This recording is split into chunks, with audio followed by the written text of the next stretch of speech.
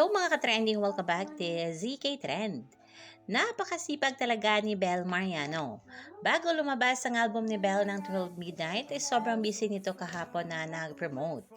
4 different ganaps nga ito kahapon. Opening prod kahapon si Belle sa It's Showtime, guest sa Magic 89.9, guest din sa Monster na RX 93.1 at may private event din kagabi si Belle.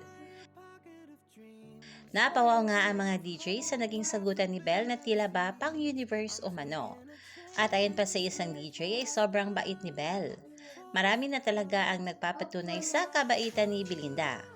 Marami din ang nakapansin na iba ang glow ni Belle na kahit sobrang busy niya kahapon ay fresh na fresh pa rin hanggang gabi. Sabay-sabay din nagpuyat ang mga taga-suporta ni Belle sa album nito na 12 Midnight ang release. And it's finally out. Belle's album is out na talaga mga kabablis. At salamat sa mga songwriters ni Belle for her Like You album. Nakakabuhay at nakakabata. At sa katunayan nga, #1 album na on iTunes PH ang Like You album nito. At grabe din ang movie na MGB ay top 1 movie in Philippines na rin sa Netflix. No debate and no doubt, the Gen Z superstar she is. At mga kabablis, don't forget to stream Like You album ni Belle. Yan lang muna ang pa-update natin ngayon mga kabablis. Stay tuned for more Dawn Bell updates. Hanggang dito na lang. Maraming salamat sa inyong patuloy na panonood.